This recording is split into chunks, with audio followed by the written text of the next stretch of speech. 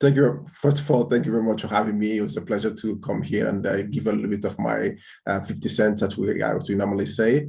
Um, at this moment in time, I'm calling from Spain, but I'm divided between three geographical areas. So with Spain, Portugal, and Ireland, Dublin. Hello and welcome to Obehi Podcast. I'm your host, Obehi A14, and I strongly believe that everyone has a story to share. Now let's get started into this episode.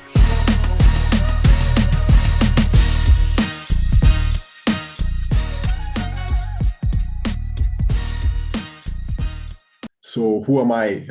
That's actually a great question, and one that with my background is quite diversified. So it's one that you say, okay, depending on who you're talking, you want to connect with them. So as we who am I? Michael Inoma was born in Spain, raised in Portugal, and lived long enough in Dublin, Ireland to consider myself a Dub. So my educational background is from business and IT.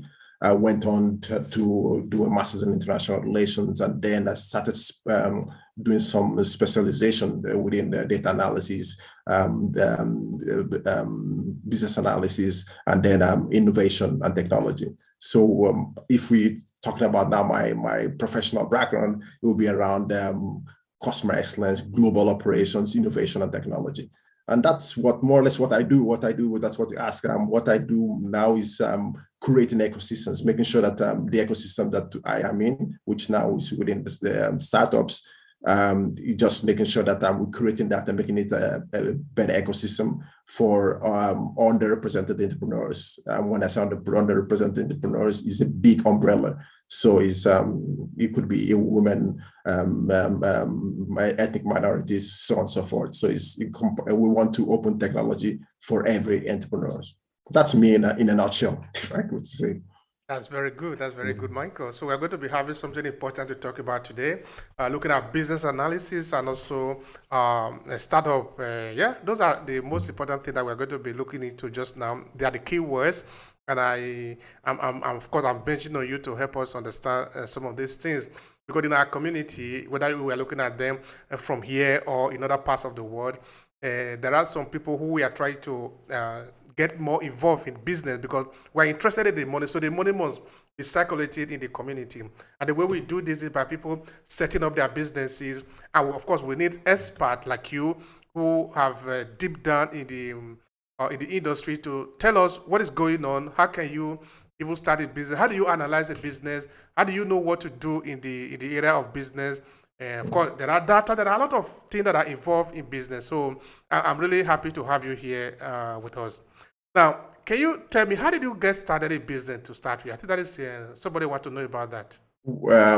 How I started, everything starts with the journey. So I'm lucky enough to have been present in both the corporate and the startup ecosystem. So in the corporate world, I started with marketplace, one of the biggest marketplaces in the world. So I started with my career there with them. So, I was lucky enough to be exposed to lots of different types of roles that allowed me to, let's say, influence teams, roles that allowed me to be a catalyst for change, role that allowed me to start becoming a bit more analytics, getting my hands into global reporting, cross markets, core department, and then looking at the health of the business at its own. And then that's how that started getting that buzz and that for the business side of it. And then that's when I did the transition, the jump from corporate to startup. And then we kind of set up a business there. So we can talk a little bit on that, but it's not, it's something that came from, I studied business and IT. So I was always business related. And we also had the technology side of it, but applying it on the real world make me say, okay, I can actually do the leap towards building something. It's a journey. Everything's a journey. So we always need to take everything that we do as adding on your brick, adding a brick on your experience. My education in terms of business related to IT, that gave me some baggage that to be able to get into the corporate world and actually perform and outperform, because there's a saying out there, like the playing field is not level for some people, so let's call it out, some let's say black women, is not level. So you also have to be on top of your game, or even 2x, 10x what other communities are doing. So for me, it was just coming in there, proving myself, and said, okay, I have this knowledge, I can make it roll, I can. So it's just proving yourself once again. So I think that's what made me see, okay, my mindset is in the right place. Because now when I add what I do as well, and it's going to give you a bit of a context, it's like I do advise some entrepreneurs, young entrepreneurs, and some people that are having their first footsteps within setting up a business. And one thing that the main thing that I always tell them is like, do you have the entrepreneurial mindset? Because one thing is trying to build something. Another thing is trying to say, okay, look, do I have the mindset? Do I have the mindset to put on the hours? Am I doing it for the right purpose? Because every time if you want to build something, if you want to create something, you need to have a purpose. You don't, if you're saying, okay, I just want to become a millionaire, a billionaire, it's going to get to a stage that you're not doing it from your heart, and it's not going to work, So the mindset is not the right mindset that you're using to embark on that journey. And of course, not just after you said, okay, I have this mindset, I have the supporting system that behind you, because sometimes, most of the time, the supporting system is what will make or break you as well. If you have a good supporting system, being it friends, being it like a family, being it your wife, whoever, if you have a strong supporting system, is what's going to make you succeed. And once you have that supporting system, then adding the skills that we're going to talk maybe later on is something that you learn. You when you interact with people as well. If you surround yourself with the best, you observe it. There's a saying that if you are the most knowledgeable person in the room, it's because you're in the wrong room. So you need to be in the room that you're surrounded with people with more knowledge than you, and then you kind of feed off from that knowledge. Synergies comes, and then that's where you start creating something impactful, something beautiful, and you grow as well, as not only as a person, as an entrepreneur, and as I said, you then will be able to make that impact. So we all in the world to make an impact in the world, create something good, leave your mark. Yeah. That's interesting. It's not just about the money; it's also about the contribution, the impact in the society. Because you look around today, look at the demography that we're concentrating on, which is the African diaspora. Sometimes we are the underrepresented. Sometimes we suffer more. Actually, we work a lot, but sometimes we have very little to show for it. So we need to be able to understand how to play the game so that we can also benefit, so that our children can also have a better future. So it is very, very important that we understand how some of these things are set up. But you didn't tell me anything about your parents. Your parents are also from where? So take us down a little bit on that whole. So I come from my African background. I was born in Spain, so kind of traveling around. So I was born in Spain, grew up in Portugal. In terms of from 6 years old till I was 19, and then that's when I went to Ireland to start doing my undergraduation, my business career. So I started did all my undergrad in Ireland, did my master's in Ireland as well, and then I started professionally being active was in Ireland as well. So it's kind of a journey in terms of like having that interconnectivity. That's why I'm saying, like, when someone asks me, what's your background? It's a diversified one. And it's just saying like, okay,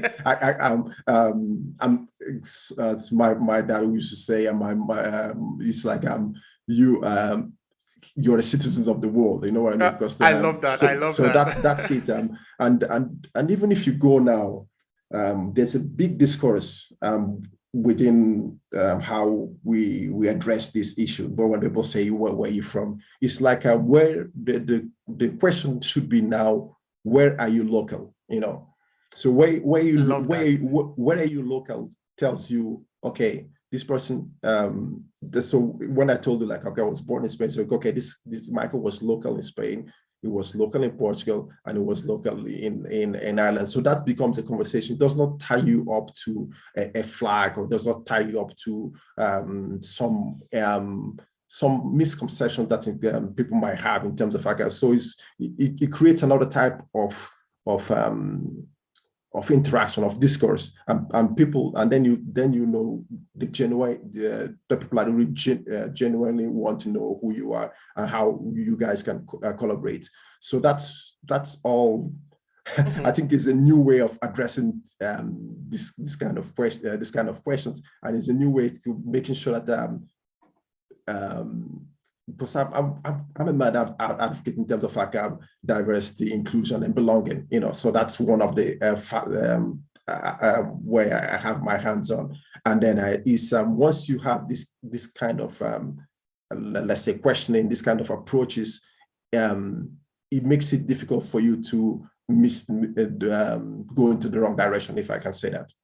Absolutely, that's interesting. Yeah. So we're living in a more diverse world today, a more globalized world. So the question should now, where are you local? Where are you? Exactly. All right.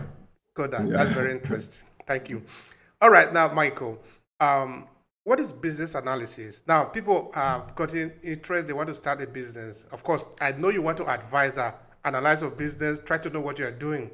So help us understand, what does it even mean, business analysis? It's a good question, and in terms of when you think about to try to separate the words business analysis, it's like if you're analyzing something, it's because there might be a problem there that needs to be solved, and then that's the mentality. That's how your brain starts thinking. But mostly in businesses, people look at business analysis not just when there's a problem there, is to kind of preempt it as well, to identify that which problem that might arise and how you can actually go by solving it. But like if we can go a step backwards, it's like business analysis has been here for ages. But what's happening now is like there's an evolution of business analysis. So we're in an area that we're talking about, let's say the likes of Six Sigma, in terms of like you define what's the problem, you measure the problem, you analyze the problem, you improve it, and then you control it. So it's becoming another way of addressing things as well. And if you're thinking about business analysis in terms of like how it's because the last time someone asked me what's business analysis has been let me see, I'll push it back to 2012, 2013. You know, so now we're in an area that we need to think innovatively. So we're talking about the likes of methodologies like Six Sigma, like design thinking as well, in terms of like you were empathizing with your audience as well. You're defining the problem, you're ideating it. So it's kind of saying, okay, throwing up ideas in terms of like trying to understand it. And then as well, you get to that part that you kind of want to make that idea tangible. So you prototype it, you know, and then of course, before it goes to the market, you test it out. So so that's what I want for our new the diaspora to start thinking, evolving in the way that they think, in terms of like, okay, business analysis is the core, is the base, but like we need to start changing our perception in terms of how do we address starting up a business, and how we analyze it, and how we make it innovative and competitive in this new world, you know, because it's a brave new world, and so we need to be as well, you know, prepared for it, speaking the same language, so that we make sure that people understand us when we are saying, okay, I want to, if you come and say, I want to analyze my business. Some people, so they might get people trained the word. Okay, there's lots of tools, there's lots of methodologies to analyze your business. So so we need to have a more immersive connection with your company to see what you need, and then using those the likes of design thinking, the likes of a lean approach in terms of making sure that you fail fast and reiterate as well. That makes you be more sharp and be more how do I say it, more prone to innovation.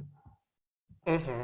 All right. Yeah. Now, say somebody have a business that she or he want to start, and they want to sort of do a kind of analysis of the business, no? To know what the business, whether it's going to be, whether to see a higher probability of success in the business, to even know what kind of, because you need to know who is your audience now and the rest of it, what kind of business. So where do you want that individual to start? Where do you think that individual should start from?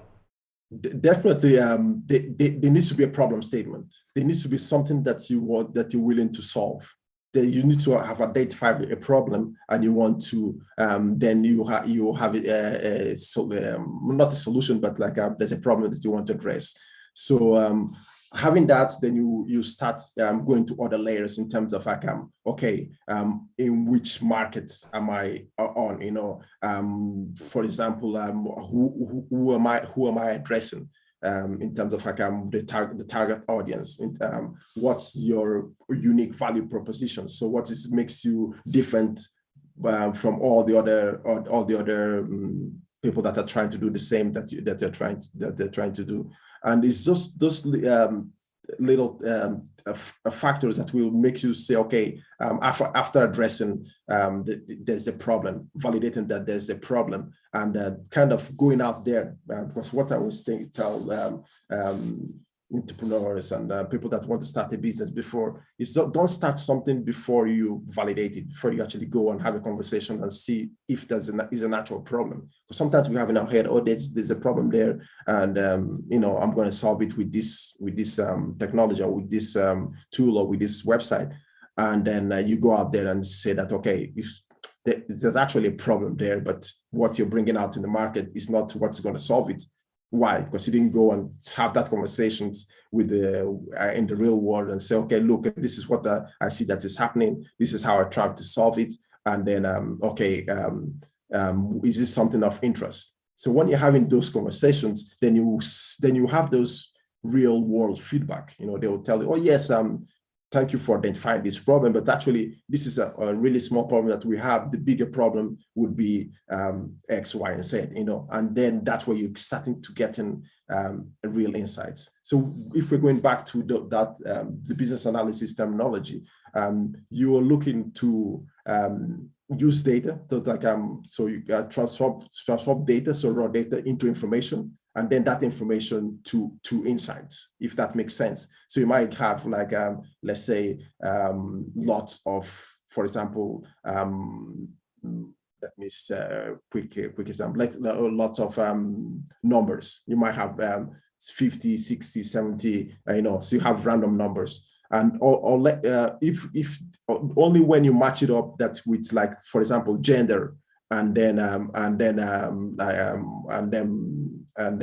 population or country, that it was okay. This is the amount of 5 to 10 years old that there is in this country, the amount of 20, 25 years that there is, and then that becomes information. And then with that information, can use it to drive lots of insights. Okay, this group, they are prone to do X, Y, and Z. So you add on other layers of information to get insights on it. So yes, so that's I think it's a very bold question, and we can go in lots of directions.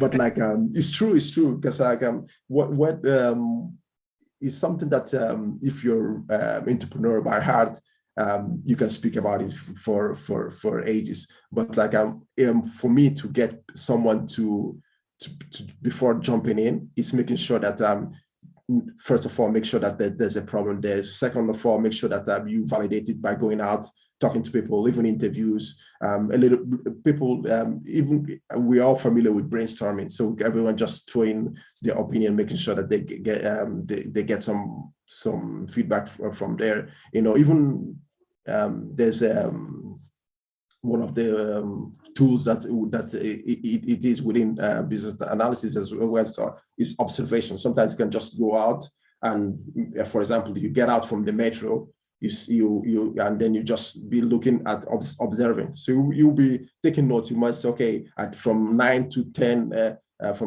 there's lots of young people coming out from the metro, but from 2 to 3 there's older people, and in between there's almost no one coming out from the metro. So it's just going out, observing the real world and saying, okay, now that I've observed it, now that I have information, does my solution, is it the right fit?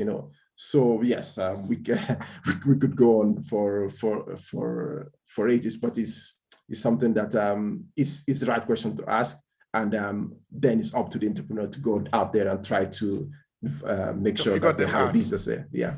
Oh, right. Perfect. That's important. Of course, if you are going to an entrepreneurial journey, you need to have a lot of things under consideration. This is what you are helping us to understand, and they are very important. Yeah. The community need it. All right. Now, in terms of startup, is there anything you want to share with us as maybe some kind of basis? Say, what are the types of startup people should look up to, maybe in 2022, for example? Startup ecosystem. Let me just bring it up because I always like to give a little bit of a taste on what has been happening in the startup ecosystem, and we have seen that lots of nice things have happened. And with technology, we have been able to maximize the reach. So first of all, before we go into what's the technologies and the startup to look into, you just want to step it back towards in terms of like what's the startup mentality in terms of what the startup should be. So a startup should be, you have an idea, you want to test it out really fast. You want to make sure that, I'm going back to that validation, making sure that everything is agile. So it's just like, okay, let's test, iterate, and then bring it out for let's say for in a better stage, a trial stage, and make sure that you improve it, and then you bring it out to market. So lots of people when they try, entrepreneurs, when they're trying to bring their startup to life, they have that misconception that they need to have it perfect. And then it's something that is very prominent in, let's say, underrepresented entrepreneurs, because they don't want to fail. They say, look, I have one opportunity, I have to make sure that this works, and then it's the wrong way. So you want to fail as much as possible fast, so you don't spend that much money. So that comes back to when I'm telling you that you need to surround yourself with people that are already done the journey in terms of a startup journey. So ask those questions like, okay, I want to get into for example, retail and technology, retail tech. I want to bring a virtual reality solution. And then you go and talk to those people and say, like, see where they failed, and then make sure that you don't fail there. You will have your own failings. You will have your own failings that will help you learn, but you learn much faster because you're already prepared for it, And then not being afraid of failing, and because having that, as I said, that mentality says, okay, if I'm failing, I am learning. And then one step backward as well is making sure that you just don't go out there and try to build something and bring it out to market, because if you're trying to make it perfect, first of all, it will take you ages to bring it out to the market, and then maybe when you bring it out to the market, it was relevant 1 year ago, and then now it's not relevant anymore. But it happens because like you try to perfect it, it's not the way you like it. And then you spend up lot of time on the nitty gritty that then in the end of the day, you're not fast enough, you're not agile enough, you're not bringing that up the solution to market. So your first startup is going to be really ugly. It's going to be an ugly baby, but you're going to bring it out there and make sure that people interact with it. They say, okay, dress it up like this. Make sure that you bring it to this school, or make sure that you add in the skills there. And then you'll be feeding on feedback, and then that feedback, and then that feedback that you're getting, that interaction that you're getting from the real world, that's what's going to make you accelerate your growth. So we startup are always in the accelerating mindset. So you have your solution. You're making sure that you're learning as much as possible, as much as possible. You bring in new iterations of your solution to life, and then you drop in whatever it doesn't make sense, and then you're building on your knowledge. So that's what. Before we go into those your question that I'm going to answer it now, it's not what in terms of there's lots of opportunities in terms of the startup ecosystem.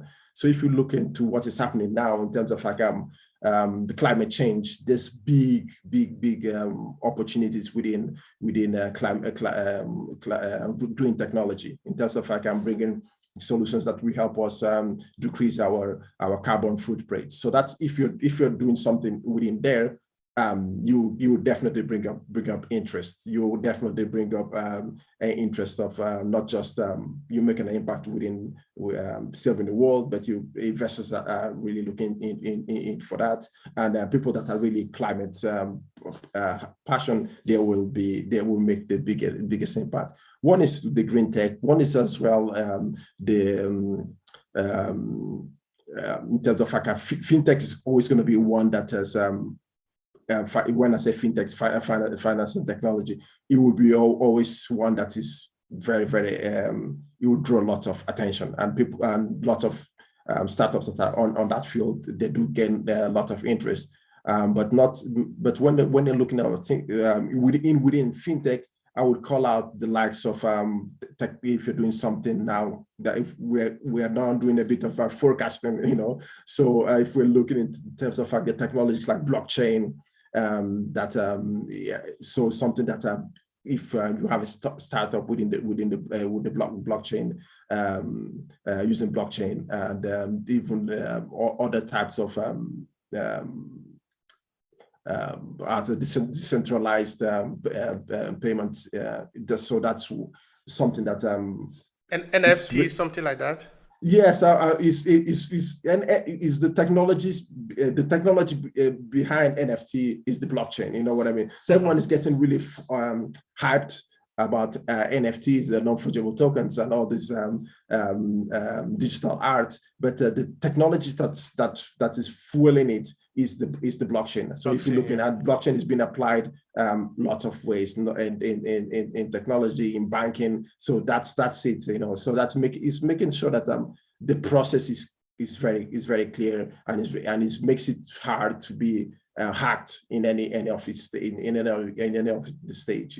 So that's something really something that will attract a lot of attention. And of course, you cannot leave out AI, artificial intelligence. So something that we actually having a project within it. We're trying to bring something around it.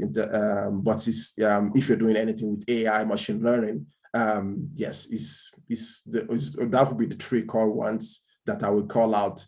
Saying, okay, if you're doing something within it, you definitely raise some eyebrows. So yeah. Mm-hmm. That's very interesting. Very, very interesting. Mm-hmm. All right, now in terms of startup, what role does business analysis is it even important that we should concentrate on business analysis before you go on your startup, or if there is a correlation between the two? Please help us.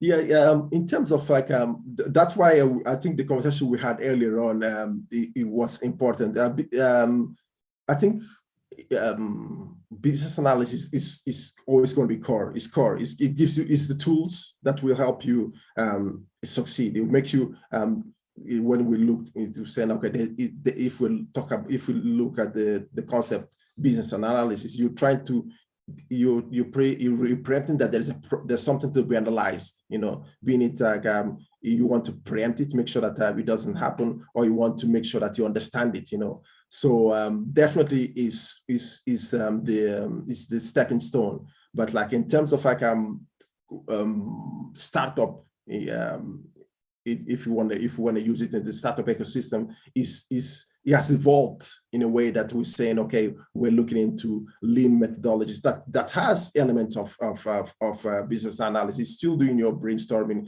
you're still doing your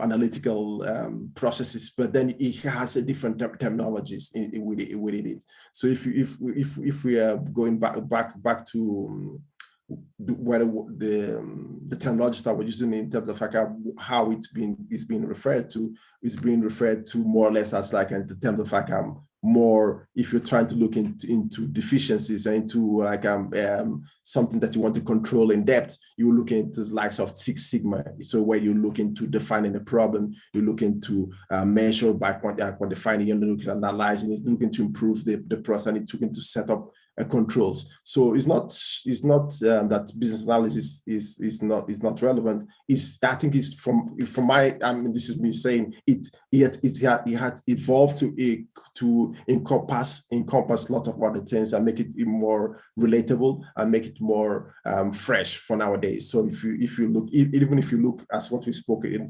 previously, if you look into design thinking, those elements are there, but they're kind of renamed and they're kind of used in another way. So if you're looking in terms of like in the design thinking, in the ideation place, you're looking at, in terms of like for example, brainstorming. It's one of the tools of business analysis. So you when you're ideating, you're thinking about things, you're incorporating lots of other skill, other people with other ways of thinking, and you're bringing them together, making sure that you think of something innovative, and then I hope that's kind of touches it. They're not mutually exclusive. It just evolved and then and presented in a different way. Oh, right. Presented in a different way. Okay. Yeah. Now, of course, today we are talking of AI, talking of technology every here and there. Even those that are going to the toilet, they need to think of technology in some ways. So I don't know if in business analysis and also startup, if technology have a key role to play, talking of 2022. Oh, technology, I think we're in the technology area. We live and we breathe technology. So even thinking 5 years ago, when we looked in terms of like digitalizing myself. So we were looking in terms of like listening to your heart rates, seeing what your activities, just making sure that you digitalize yourself. So so if we're going to that extent to look into, if I know how my heart rate is, how active I am, so that will help you even setting up an algorithm that will say, okay, Michael, you need to start working more, because then you are at a risk of having a heart attack and all that. So it's all about technology is everywhere. It's everywhere. So even we're talking about toilets, there's no, but it's true. imagine that if in medicine, normally you bring your feces or your urine to the doctors for them to analyze it to see how sick, how healthy you are. Imagine you having toilets. I think there's something that I'm sure that there might be something similar. Taking a picture of whatever you do, your feces, your urine, and kind of gathering that data. And then, of course, they can match it up with other pictures that they have in a somewhat database. Okay, say, okay, Michael is eating this type of food, his feces is consistent, or it's liquid or whatever. And then you will get instant, let's say, notifications saying, okay, Michael needs to start eating properly, or you need to drink less, or you need to drink more water because your urine is very yellow, so you get those notifications. Your toilet will be talking to you, you know what I mean? So it's technology is everywhere. It's just as how As you can far imagine it. it's how far we want to get there, and what's the appetite for it, so and then what's something that I if we have time to touch would be, are we willing to put the resources behind it? Because like as you said earlier on, like we're in terms of like the community that we're trying to build is trying to say, okay, we more or less, even if you look at let me just put it a step backward. If you look into the startup ecosystem, and what we're trying to address, there is lots of underrepresented entrepreneurs in the startup ecosystem.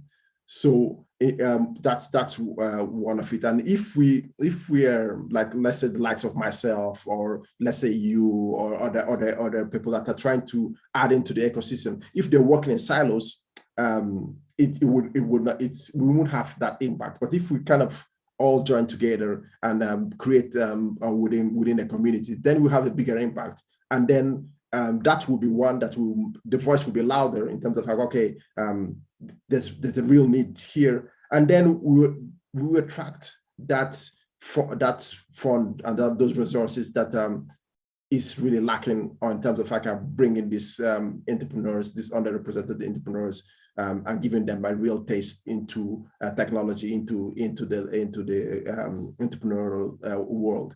Because something is saying, okay, there's a problem there, they're underrepresented, but like we set up this event and we just had very minimum interest. But okay, you're using traditional tools or traditional methodologies that it doesn't work with all the let's say, for example, with minorities. With minorities, you need to have someone who they can relate to, who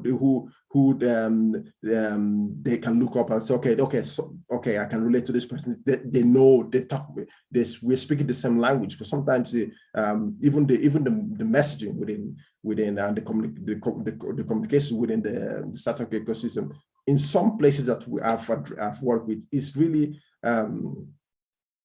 threatening for them. So they don't understand it. It's like once you don't understand something, it's not clear in your mind. You tune off and say, oh, this is not for me. This is okay. They're trying to sell me something, and they're trying to bring me on board. But I'm sure this is not for me.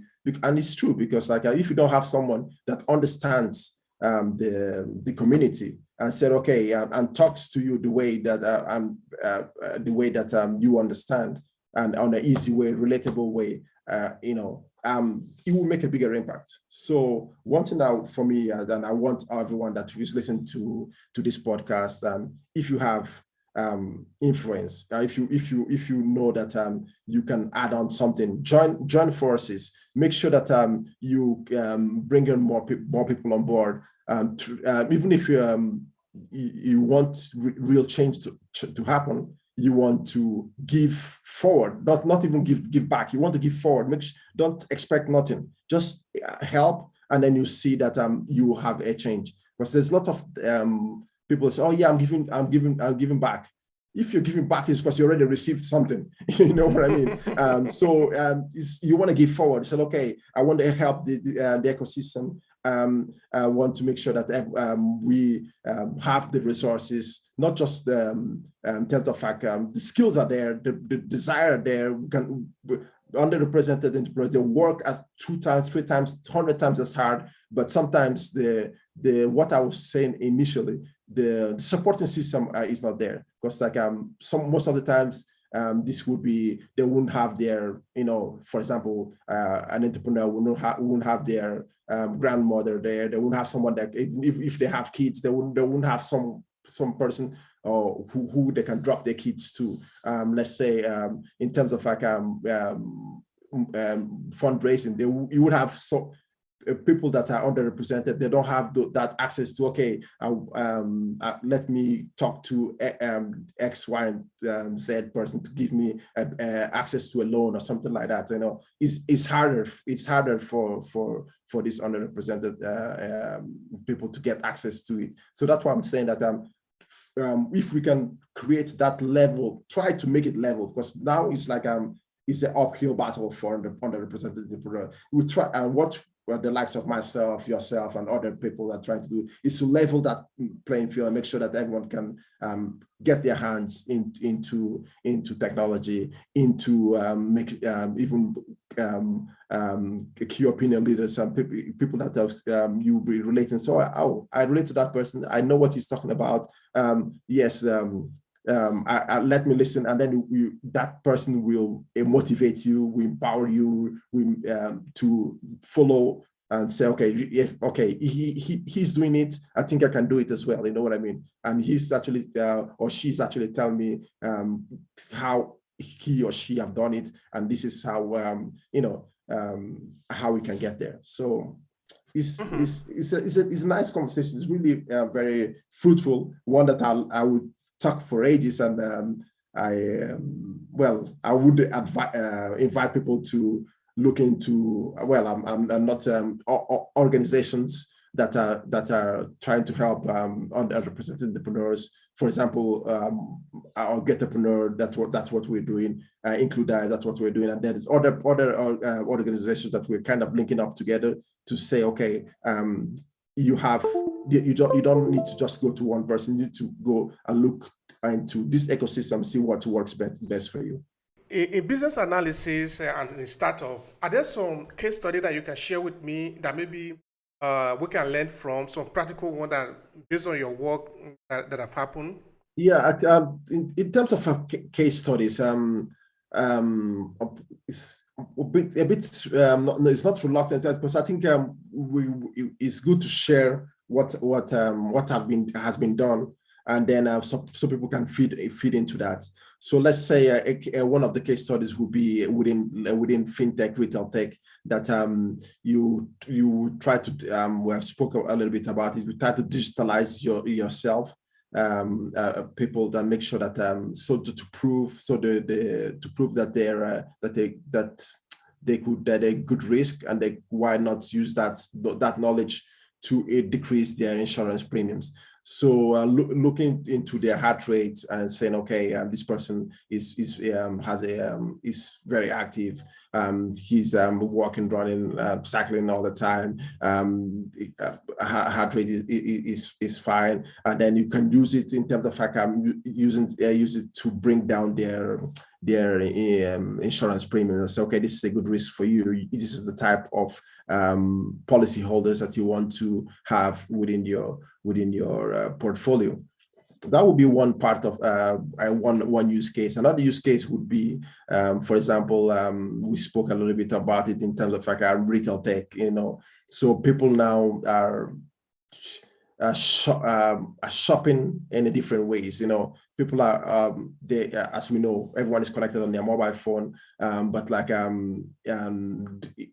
they're willing to buy, they're willing to have experiences, and we don't have those, let's say the technology to make sure that that experience, that shopping experience, is one that they enjoy. So if we're applying the likes of AR and VR, virtual reality and augmented reality within the space of retail. So even if you go to what is happening now in terms of the metaverse, so you can actually go in, you try out this coat, and you size properly, and you choose the color, you personalize it, everything in the metaverse. You can have that jacket sent to you, and then you have a connection with it.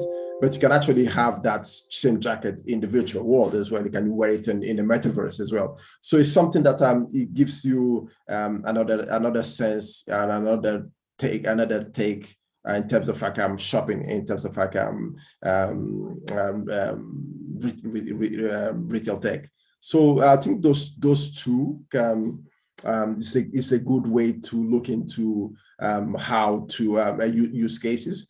But even if we're looking in terms of like what's happening with artificial intelligence, so if you look into the use case of having a robotic arm, and then you program that robotic arm to look into, for example, fruits, in terms of what fruit is ready for consumption, what fruit is still green, and what fruit is like rotten, and they can actually that robotic arm can process it at speed, and then you can actually categorize them, use it in terms of like how you shift the products to, in the shop itself. So you in a way you eliminate that labor intensive process in terms of like someone actually physically going and looking into the fruits and classifying it. And so if you have a robotic arm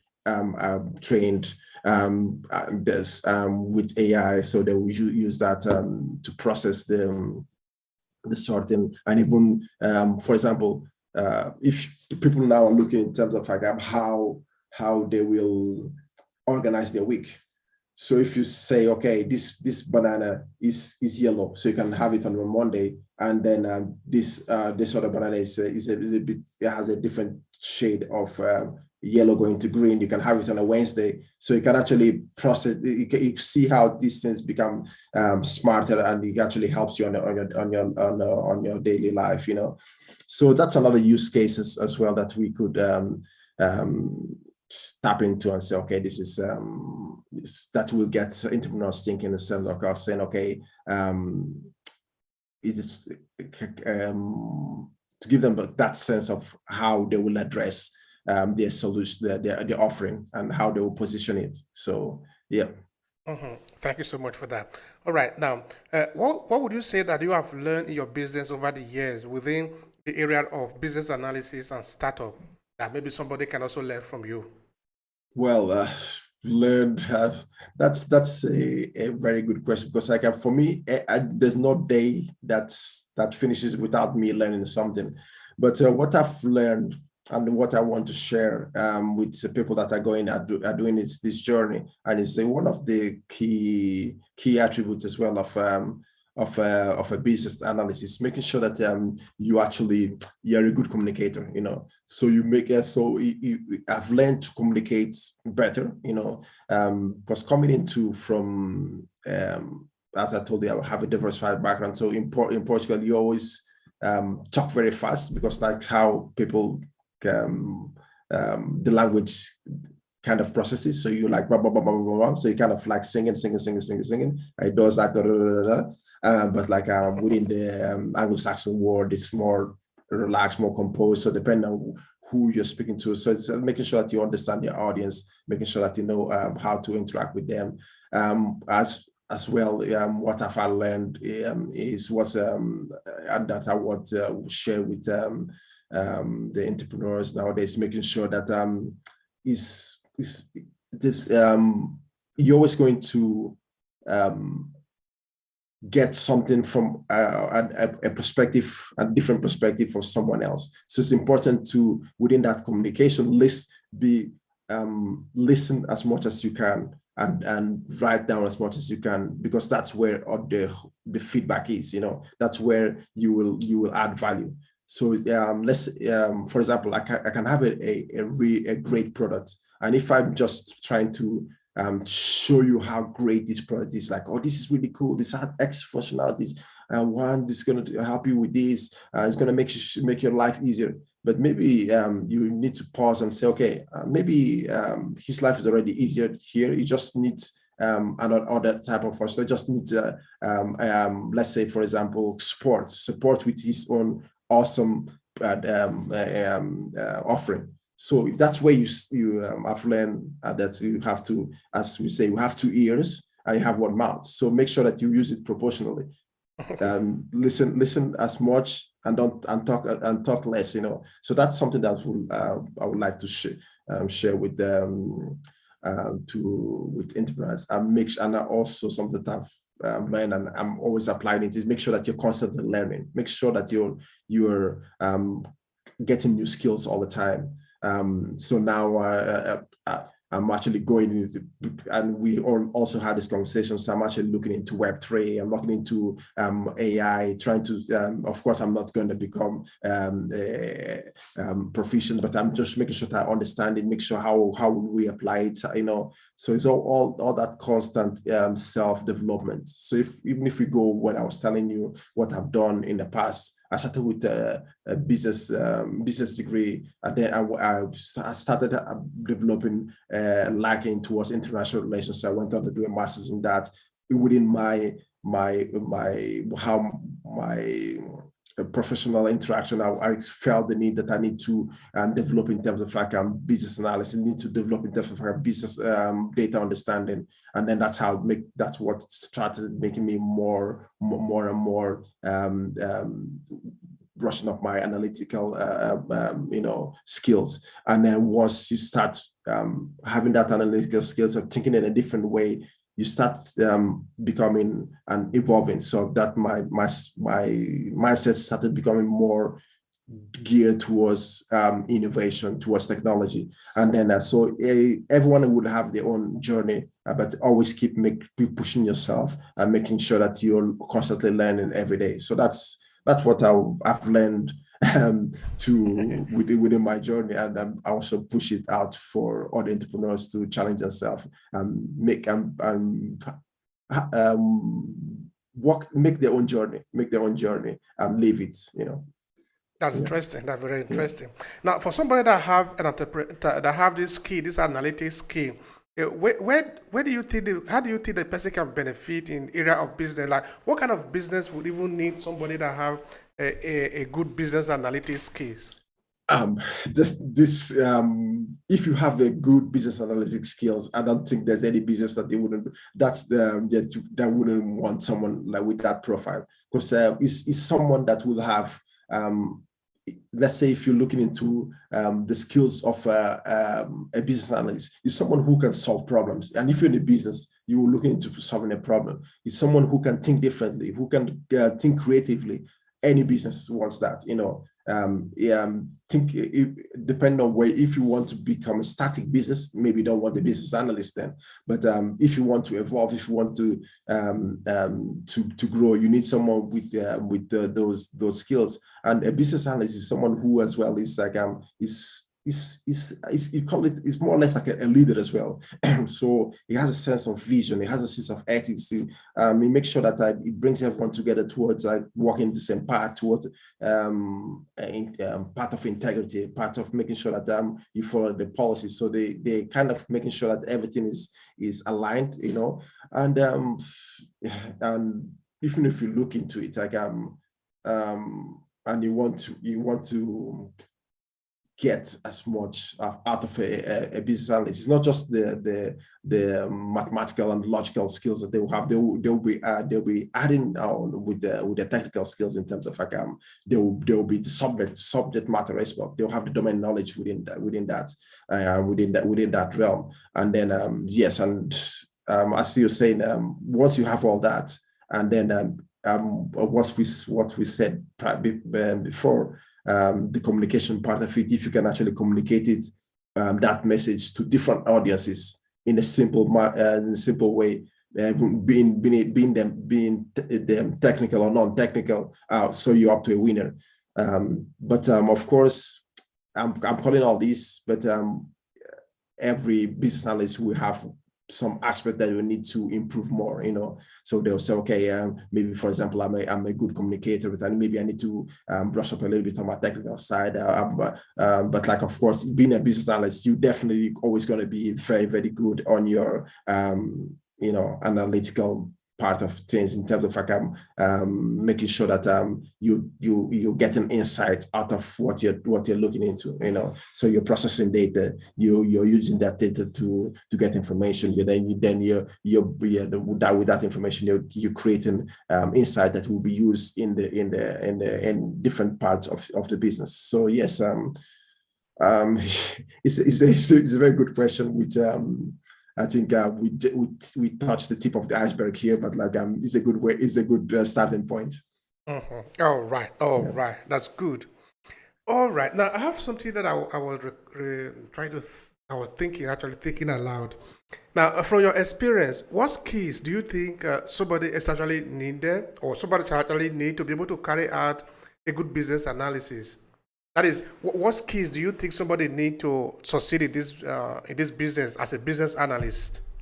Yeah, I think we touched on those. I think I'll definitely go back on those 100% analytical skills in terms of making sure that you're good with numbers. You're good with understanding the data. You're good in terms of extracting the data, transforming it, and then showcasing it. So you have to add those ETL extract load is.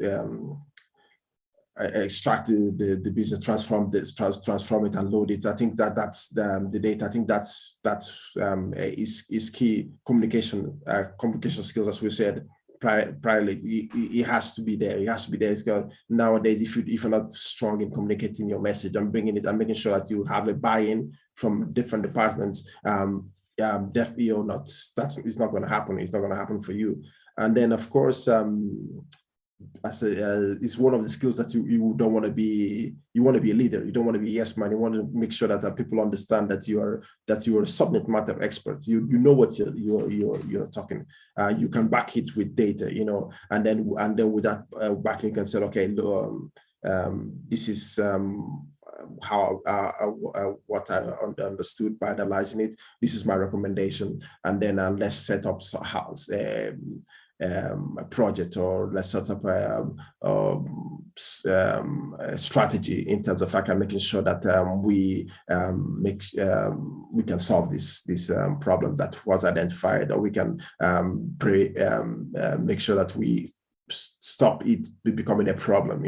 So yes, I think those are the skills that I'll definitely go back to those same skills as well. Thank you so much. I really appreciate that, there, Michael.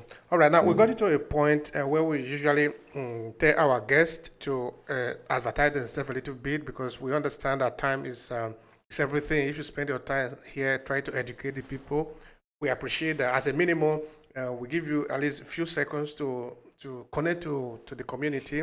If you have any offer, I don't know if you have course, or if you have a training program, if you have books, whatever it is, or even a simple way to connect with you, please go ahead.